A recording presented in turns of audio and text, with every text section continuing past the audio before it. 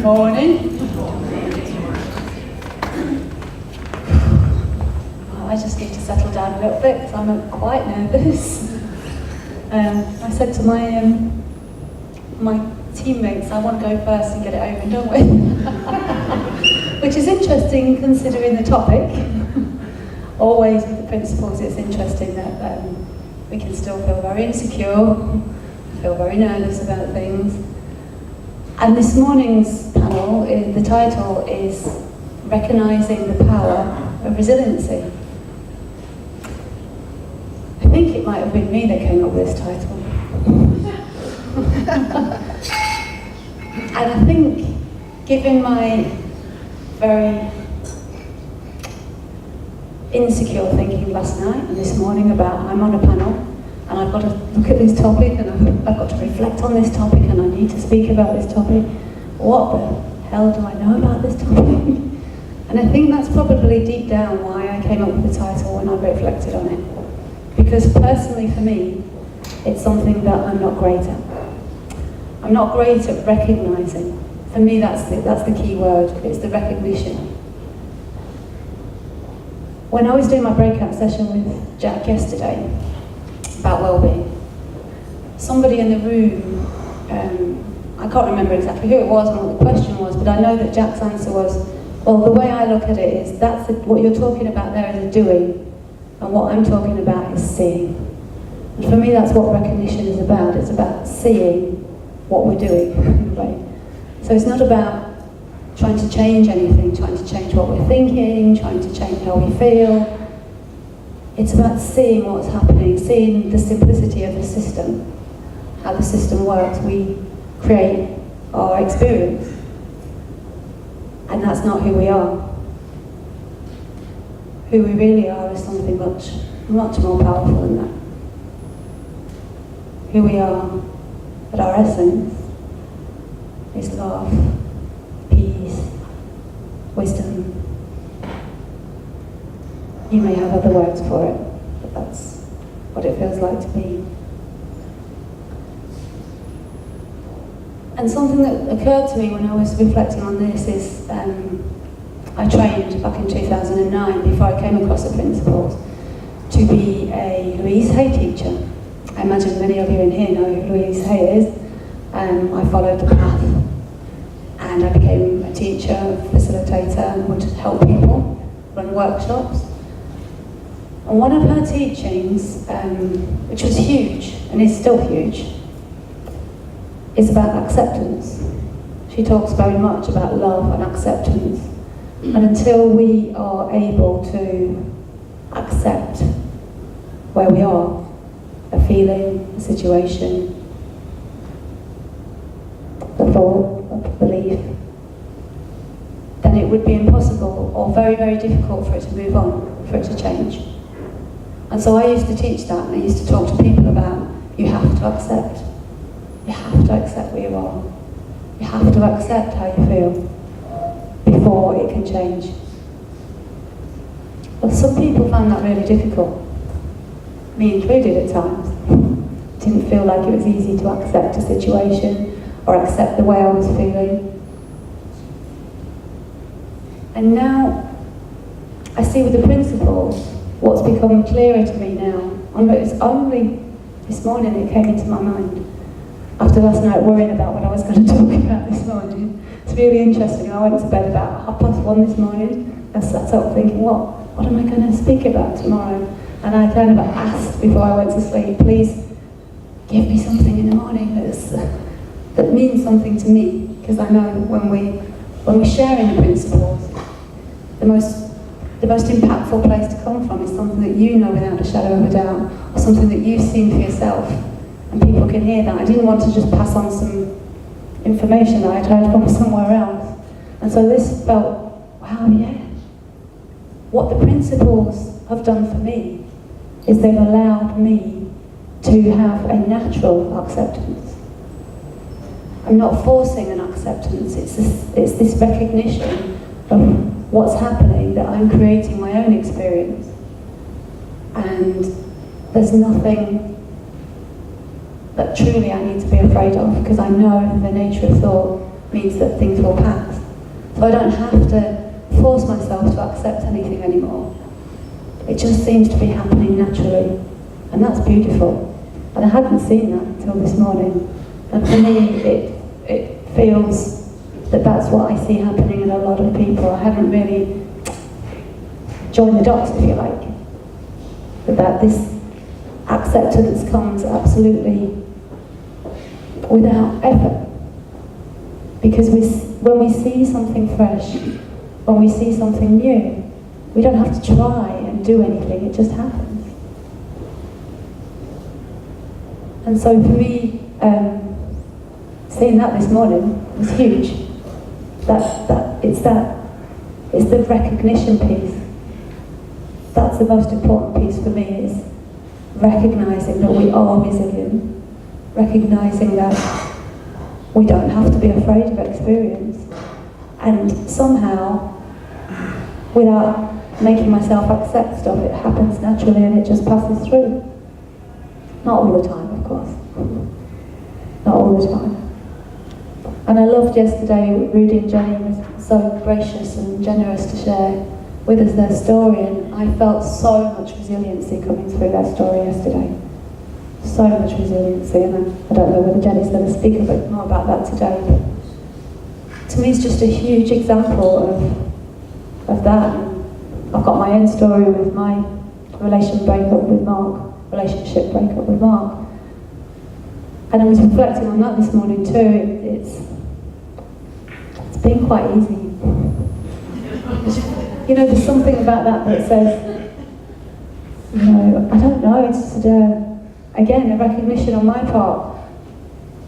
That's because I understand how this works, but I don't really think about how it works. And so I probably don't recognise it all the time, but that's already happening in me at some level, because I have an understanding of me creating my own experience about it, and I don't need to take it seriously. Of course I had tears, I had feeling sorry for myself, I had insecurities, am I making the right decision, are we making the right decision? But at the end of the day, the feeling, the wisdom is there. And I've spoken to a few people over the last couple of days about relationship breakups, and they've all said the same thing to me. I've known for a long time, and I know now, and yet the insecurities kept me in the relationship. This could change, this might change, if I just have more compassion, if I just have more understanding, if I just have more tolerance. But something's telling us, something's guiding us all the time. And for me, that's part of this recognition of resilience too. That we have this, you know, we are the core, we are the essence of who we are. It never changes, and we can rely on that. It's like, I love the metaphor of the beach ball. You know, we hold the beach ball under the water with our thinking. We think we're in control, we think we can change things, we think we can make ourselves feel better.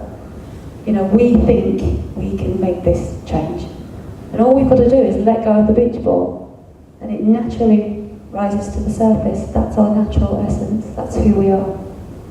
And knowing that's really, really helpful to me, knowing that I don't have to believe my thinking. I don't have to take it seriously. The system works when I take my hands off. I think Steph shared the lovely story about the plane and the pilot yesterday. We're not in control. We think we are, but we're not. I think I'm going to hand over to Katya now.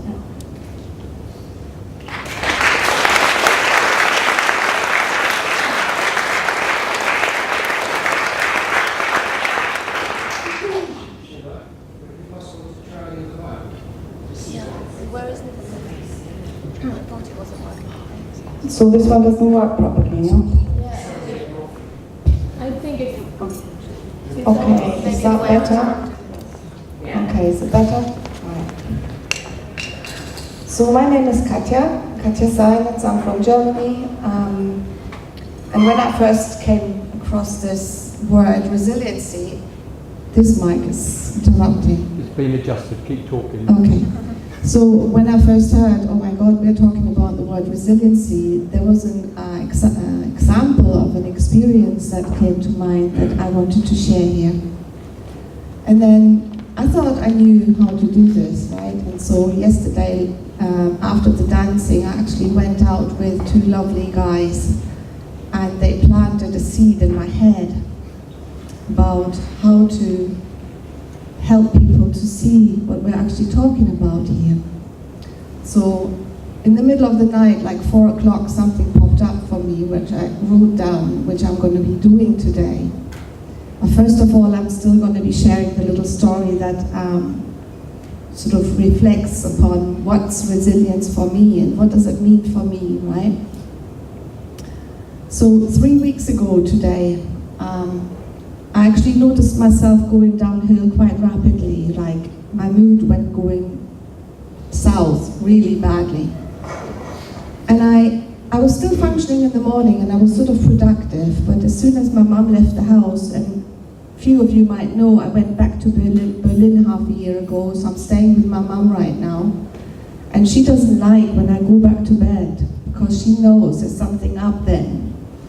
But as soon as she left the house, I was in my bed, and I went down really badly into a mood that I used to live in for so long, about 8 years ago. So I sort of visited the darkest place I've ever known. And I don't want to go into detail, don't make it too long, but the thoughts were about, me being not worthy, me being a total waste of time. What am I doing here? I can't do this, I can't do life, I can't do my work, I can't do anything. And it sort of resulted in the thought that if only my mum wasn't around anymore, I could actually disappear as well. So it was quite tough. And I was hiding in my bed. And then pretty quickly, I'd say within 10 minutes, I suddenly realized, oh my God, I know this feeling.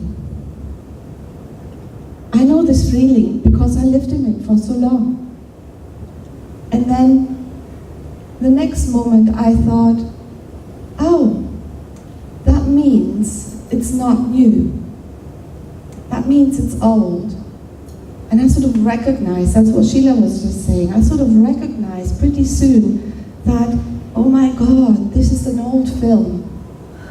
This is what's going on in my head with the old thinking, and I'm visiting that place that I used to live in my mind for years. And sometimes such a state would last for months, that I would be sort of fighting with this thought that I can't disappear from this planet because my mom's still around and I wouldn't be able to do that to her, because she already lost so many loved ones in her life and I'm actually the only one left. And the people that know me know that my mom is the only relative I have left in Berlin.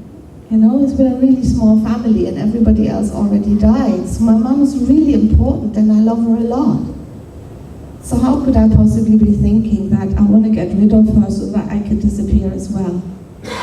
Pretty low thinking, I'd say.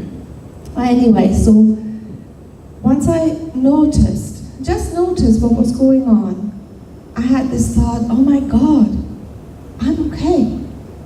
And I don't need to do anything about this. And about like an hour later maybe, I actually noticed how I was getting out of bed. And I got ready, got dressed, put makeup on, did the hair and all this sort of thing. Though originally I wanted actually to cancel to meet a friend. But I found myself just moving. It is as if I was moved by a greater power.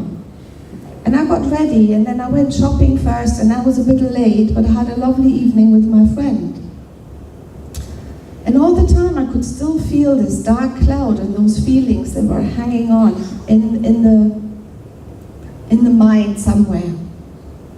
But this okayness that came in as one little thought became bigger and bigger and bigger, and eventually it became the biggest thing.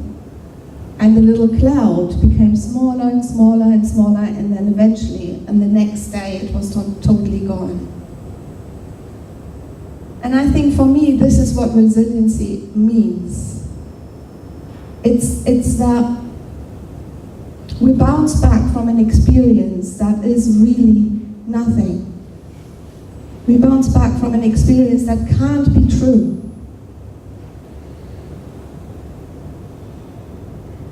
And to sort of, I've made some notes because I wouldn't be able to remember them all, and so I am going to just access this iPad.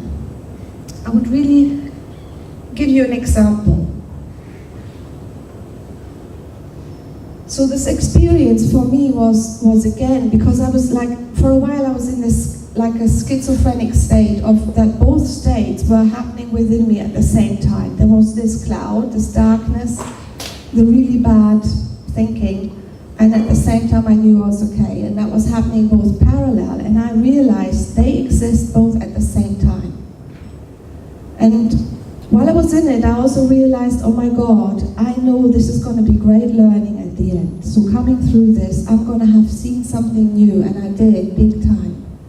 Because what I saw was that we're really only up to one thing, and that is we're either in our healthy state that Sheila talked about so lovely, right? About the lovely feeling, the clear mind, the peace, the love, the wisdom, or we happen to fall innocently and often unconsciously into a state where our thinking then rules our experience.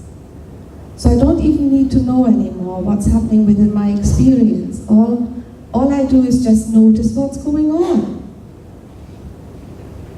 So to sort of illustrate that a bit, I would really like you to stand up. Let's stand up, all of us.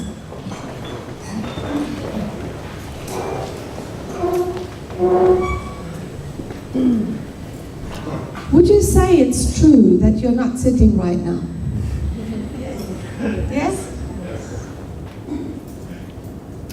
So you can sit down again now.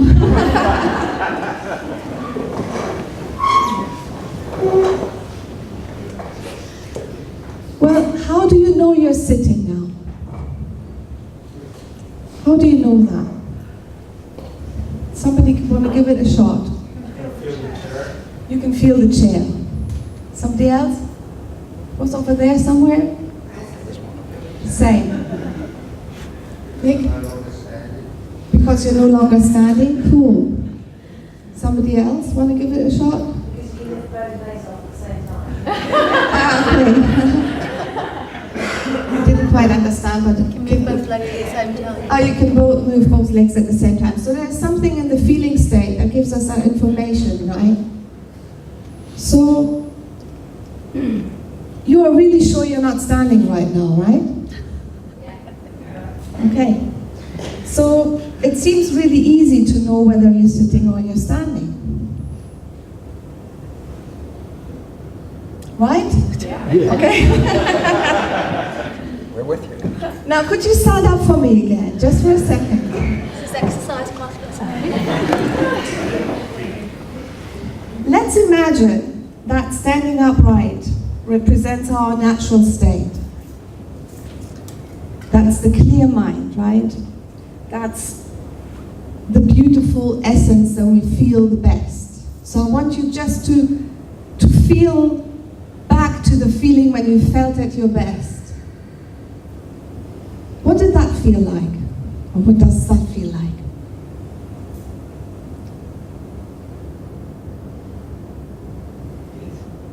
Peace. Lightness. Lightness. Joy. Heart. Clarity. Clarity. Easy. Right. Love. That's what Sheila had been talking about, right? So you can sit down again now.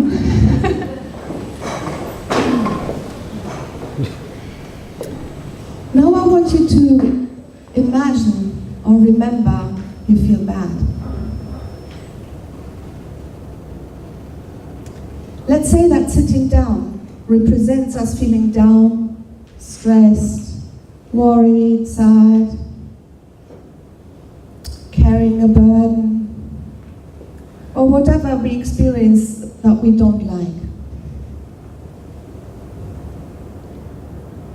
Now, would you say that it's true that while we're sitting, we could notice at any time that we are not standing? So how is this different?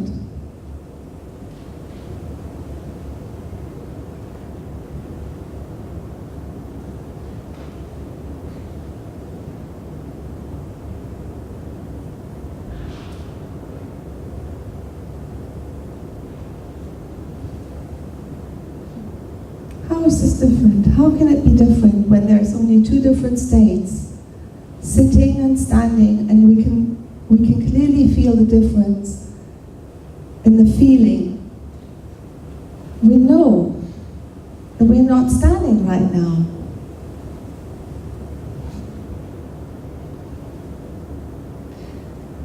And what will we do if we rather want to be standing? What would you do if you rather want to be standing in your essence? You just stand up. You just stand up. So it's all about noticing the state that we are in, right?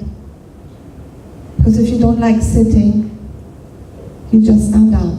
And that's really all it takes, is to notice that we're sitting and we don't like it, and that it can come from nothing but thought in the moment. Nothing but the way how we experience anything. And we don't mind when we like it, do we? But when we don't like it, we always have this power to notice what's going on. And that's for me the true key to resiliency, because when I notice that I'm feeling horribly uncomfortable up here and nervous, I know that I don't need to follow that, and I can do it anyway. So thank you.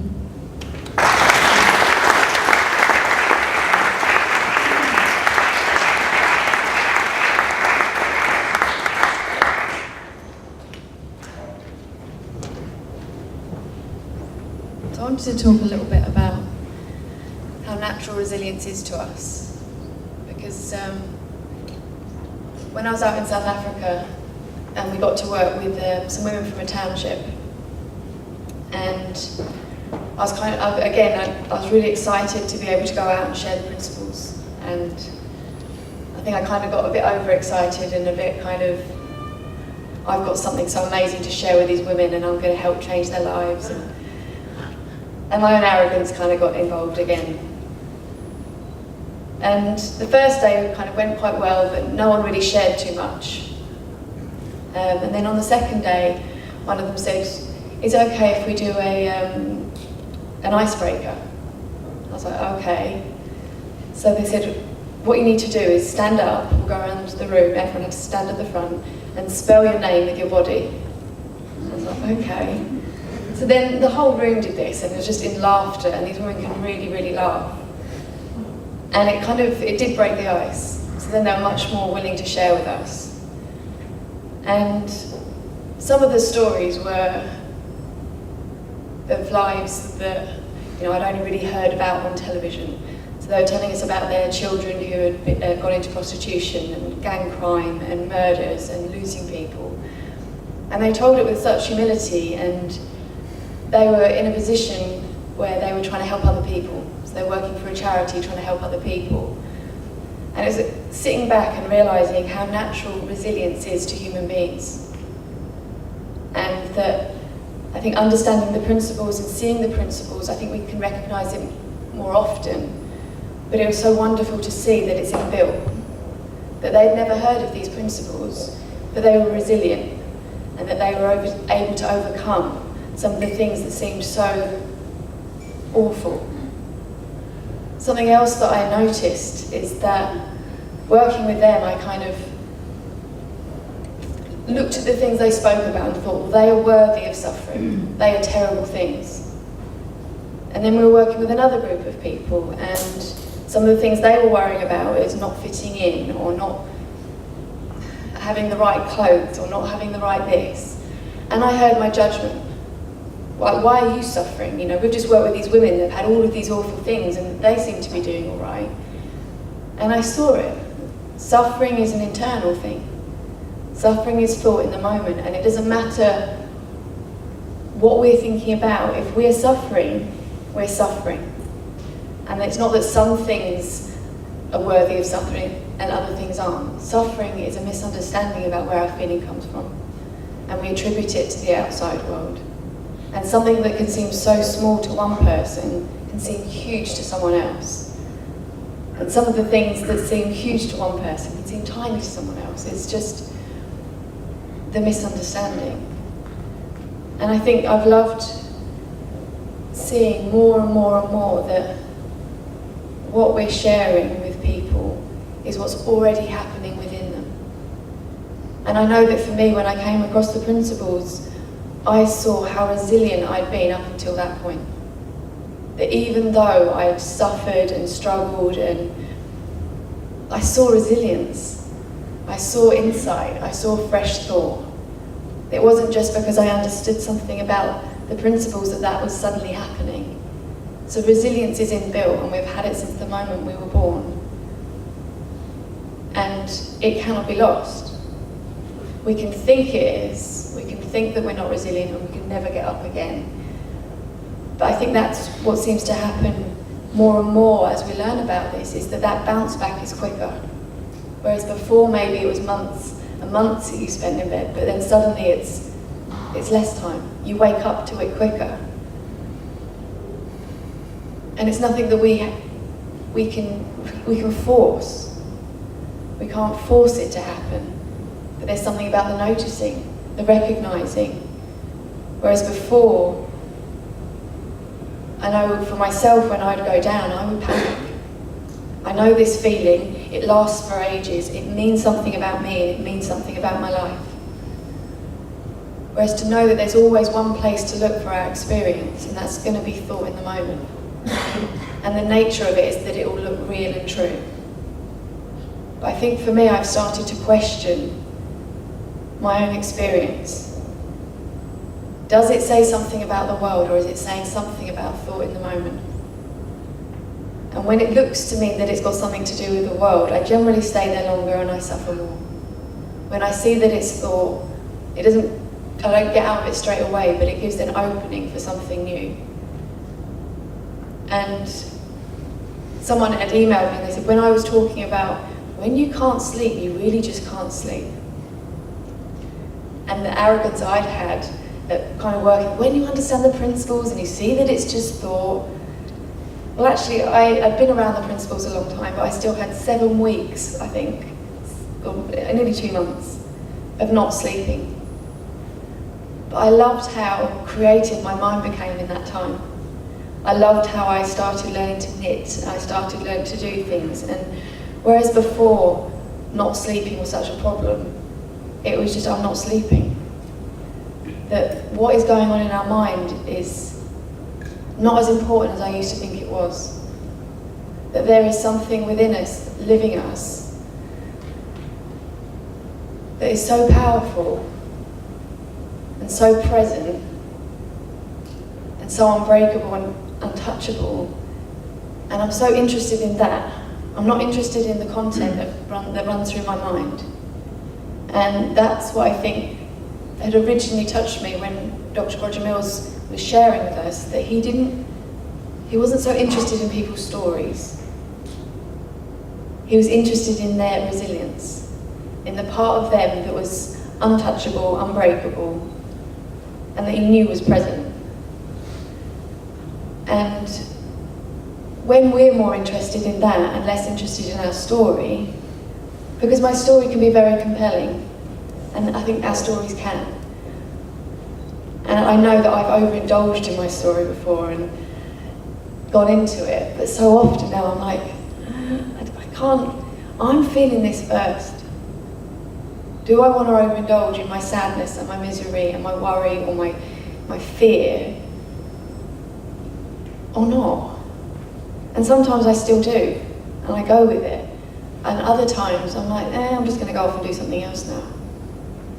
And I think you can see that in children. the resilience they have to go in and out of different experiences without so much thought, be on the floor in a tantrum and then stood up laughing at something, or it's dinner time so they're doing that. But it's like, what if that potential was within all of us?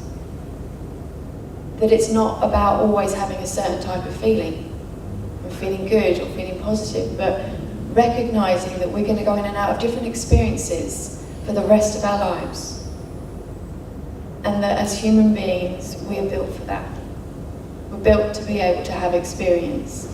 We're built to be able to accept, tolerate, be present with any feeling, even if it feels like it can break us. And I think seeing that it's thought, for me, was that tipping point. Because you stop looking outside. You stop needing the world to change. You stop needing your experience to change. And you're in that place of recognition or understanding. And that's gifted to all of us. And I think it's helped me realise that's within every other human being. And bigger than that, it's within the entire universe, it's within nature. This ability to bounce back. I loved it when Dave took me to see a tree that had fallen over, but its branches had suddenly grown up and become trees almost in their own right. Like, it was incredible. And I was like, so resilience isn't just within human beings, it's within nature. And I think actually it's maybe more noticeable there, because you see that we can have these events that seem devastating, tsunamis and earthquakes, but nature rights itself, it moves forward. And I think I went back to Nepal in February, and to see how far they'd come in terms of the clear up they'd done, and how people were just getting on with their lives.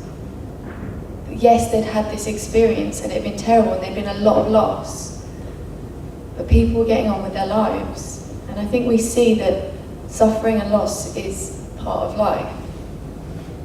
But the fact that it is part of life, to me, points out that we're built for it. We're built to be able to cope and experience anything. So if we recognise that in ourselves and recognise it in other people, it feels like we are able to go in and out of it much quicker, with more grace. And it's available to us in any moment, but we can't force it. It's whatever the next thought is. But I do think as we start to learn this, we seem to hold ourselves down less. Thank you.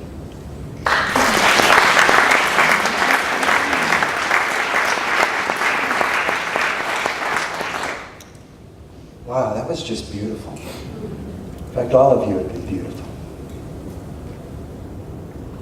It's just a real honor to be on the stage with all of you, actually. I want to take a break for a moment from talk about resilience, although maybe it has everything to do with resilience. I just want to mention that those of you who are in different countries right now, where there are only a handful of people who have the understanding of the three principles. It reminds me of back in the old days, back in the United States, when there were only a handful of people, a little more than a handful by the time I got involved, but a handful of people who were involved in this. And look at where it is now. And then I think about those people who showed up in Colchester in the UK for this training that I and my then partner Amy did. And I think about Sue and Rudy and Jenny and Dean Reese Evans, who's now in Australia, and Peter Anderson you know, and a couple of other people who were there. And that was what, 8 or 9 years ago or something? And there were only a handful of people in the UK that had caught on to this understanding. And now look at it as a result of their efforts. And those of you who are in countries right now where there are just a few of you, it's the same thing. You are pioneers, just like they were pioneers. And the people in the US were pioneers, and Canada were pioneers. And it's just, this is the way that it grows. Don't despair, you know, that there are just a few of you. Because your efforts are going to make it be. Make it become. So, and so all we need is patience. All we need is patience. We do what we do, the best we can do it, and have patience. And have faith that it will work out. It will work out. I know it will. I have no question about that at all.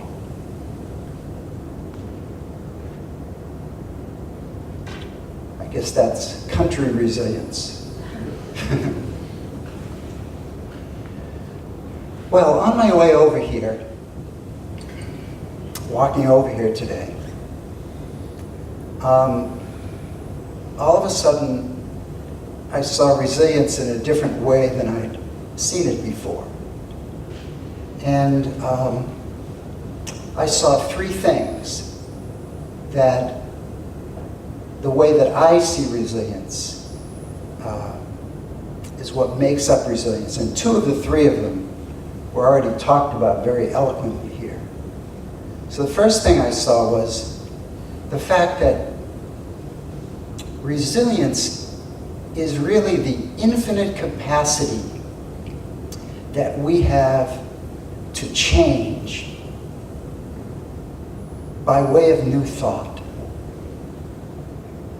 Even when we are in the total depths of despair, and even when we are suffering big time, we can have a thought, like Katja was describing. Boom. We are lifted out of it.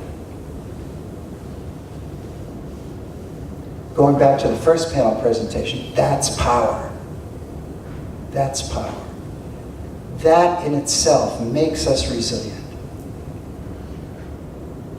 The second thing that people talked about was that perfect essence of ourselves, pure consciousness that everybody has within them. That because it is who we really are, and it never goes away, it has the power, if you will, to be released at any second because it never went anywhere. You know, it's like it's always there. It would be out there for everybody to see, but we have other thoughts. Other thoughts that give us the illusion that we are not it. But we can see that at any moment. That's resiliency. And the other thing I thought about, and I don't really understand this last one. And I have a very hard time articulating it, so please bear with me here.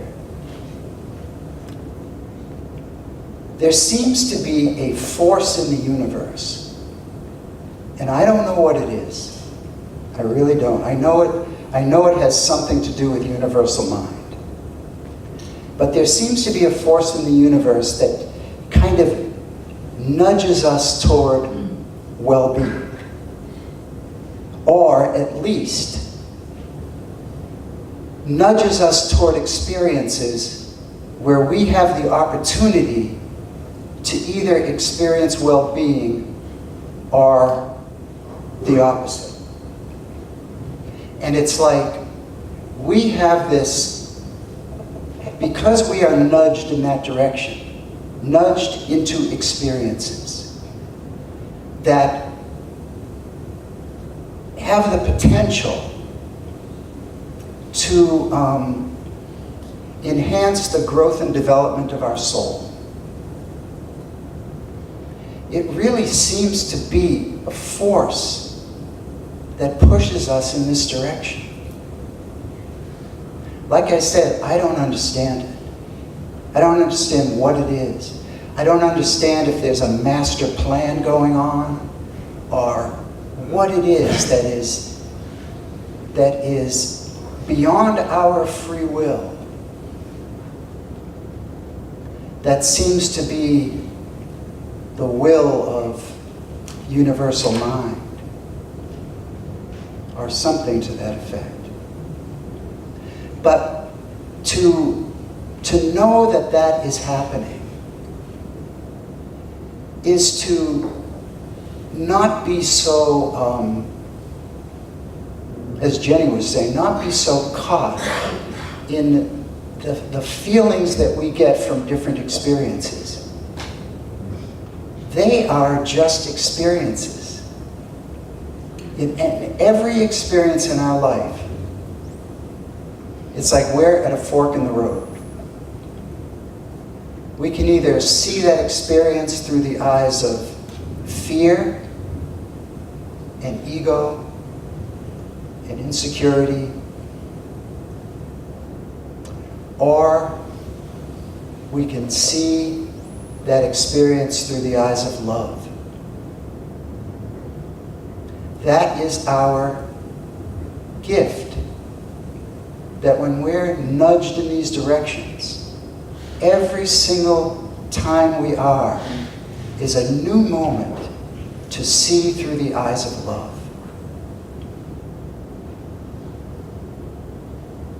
And I haven't been as good at that in a lot of things in my life as I would like to be. But now that I see this more clearly, I hope that I can, and that I will. And I hope I surround myself with people who, if I drop from that, will gently help me see that I've gotten lost from love.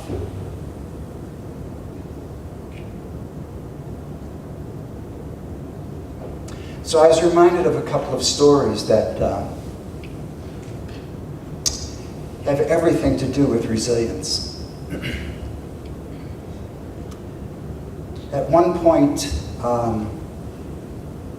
about a year and a half ago or so, when last night during the breakout that was in this room on relationships, inspired by Rudy and Jenny, I talked about a relationship of mine that had,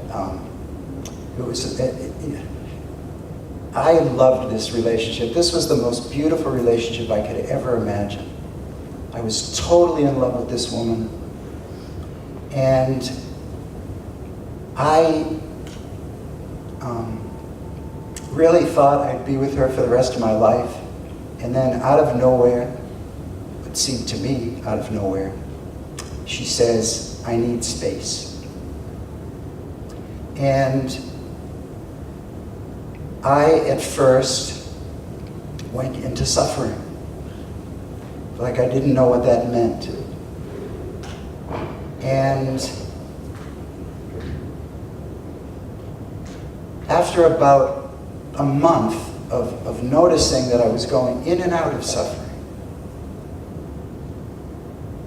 I remember I was at what was then my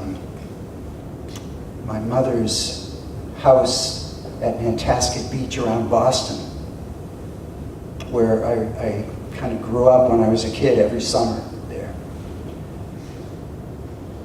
So I'm taking a walk and a run on the beach. And I just said, like somewhere in the back of my mind, as I was kind of suffering, I wasn't in deep, deep suffering, but I was a little bit in suffering at that time. I said to myself, I asked of the universe, I would like to see more about oneness. Because I knew that was my way out. That was somewhere within me, there was this thought I had that the answer to the way out of suffering didn't lie in anything in the external world, or even with my own thinking, like thinking my way out of it. The answer lay in if I was able to see essence connected to oneness of all things. And as I was running along the beach, I had this thought. I was looking at the sand along the beach, and I had this thought that, wow, I used to see oneness as there were all these grains of sand on the beach, and together they made up one sand. You know? And then as I was running along, I thought, wait a minute, that's not really accurate, because each sand crystal is separate from the other sand crystals. It's more like oneness is like we in relationship to a drop of water in the ocean. There is no separation at all. And as I was reflecting on this, you know, it's like you start thinking about oneness and you really feel a little insignificant. Like all of our problems that are making us suffer, all of a sudden they seem to take on a whole different look in the face of the oneness of all things. I mean, are you kidding me? And as I was running along, and it was low tide, and there's wet, muddy, like sand at low tide at Nantasket Beach. And so as I'm running along, all of a sudden, I got the experience that there was no separation between my feet and the muddy sand. I could not feel my feet land on the sand. It was just, I was one with the muddy sand. I have no idea what was going on, but I felt it big time. And it gave me another glimpse of how this whole life is really just an incredible illusion. And we're like mucking around in it, playing around in it. It's what Sid called the game of life. We're all just caught in the game of life when there's a much bigger thing that isn't a thing that's happening around us. The other thing is that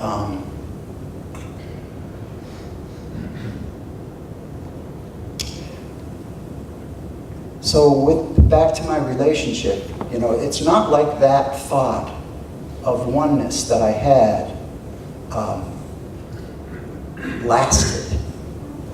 You know, it was always there, but as soon as I went into personal thinking of fear and ego, I would lose touch with it again.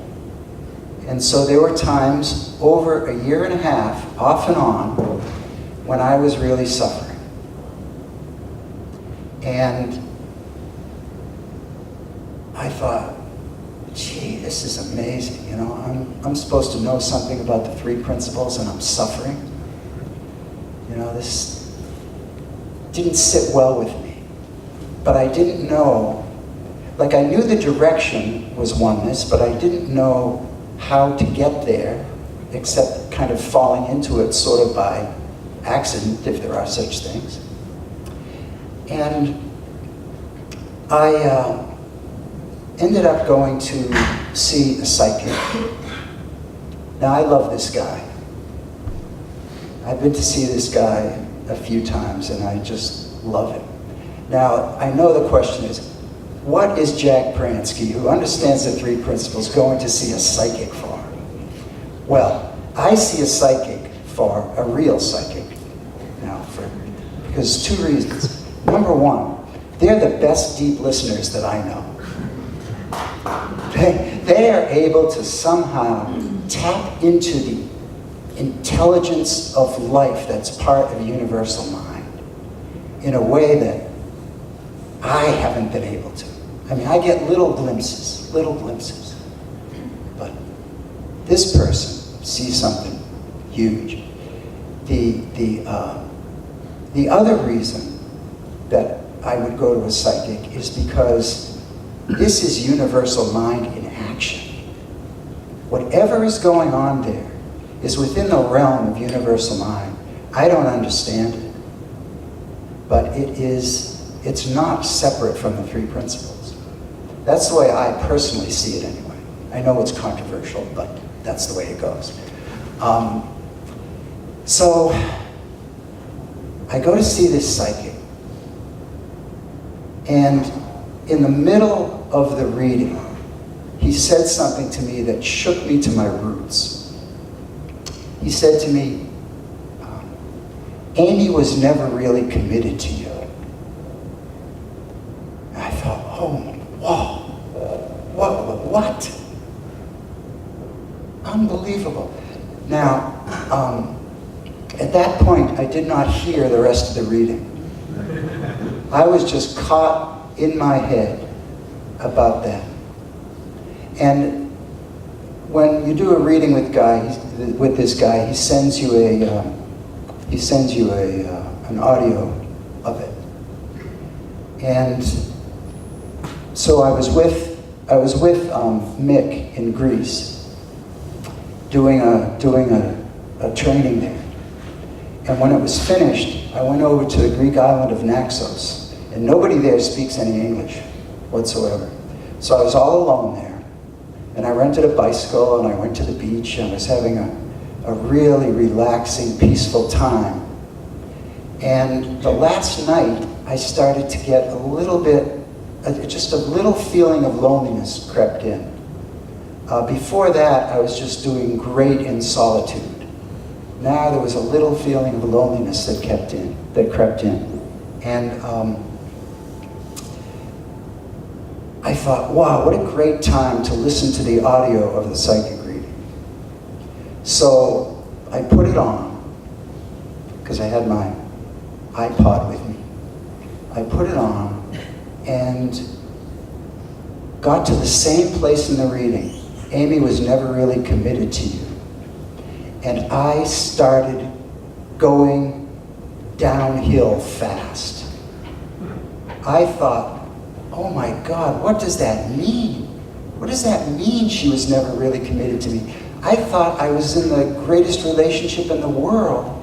She was never committed to me? Did that mean all my thinking about it was a lie? Was I just kidding myself?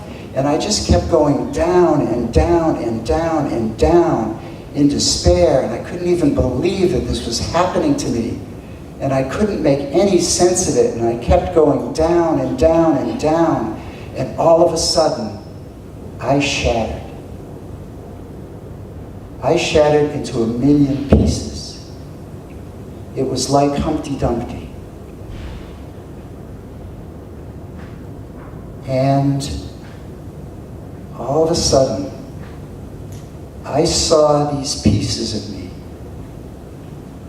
in slow motion, going out into the universe. Slow motion. Really, I saw this.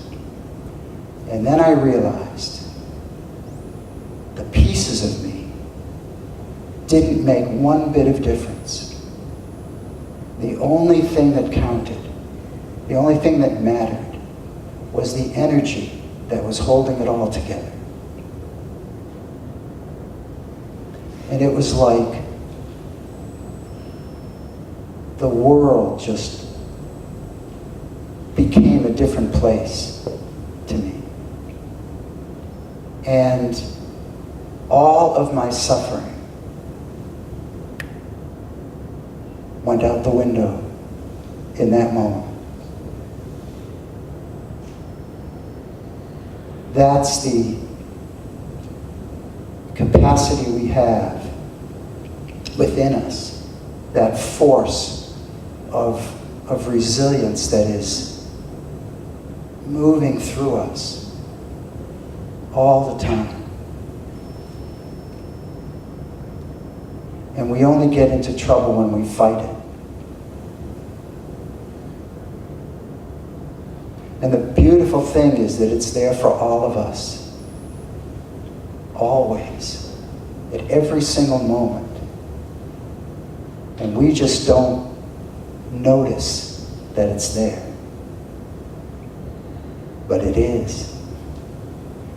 I mean, 2 seconds before the shattering happened for me, I didn't know how to get out of my despair. I had no idea. And then, boom. I just gave you a preview of my new book. It's called Seduced by Consciousness. To me, that story was the ultimate, my own story was the ultimate seduction by consciousness.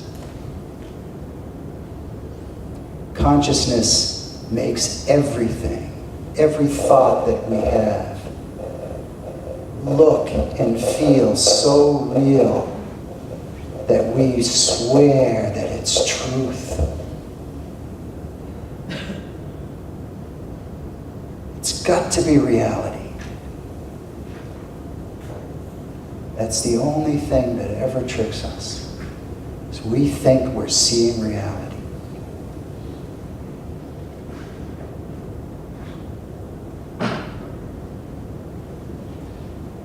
Thank you.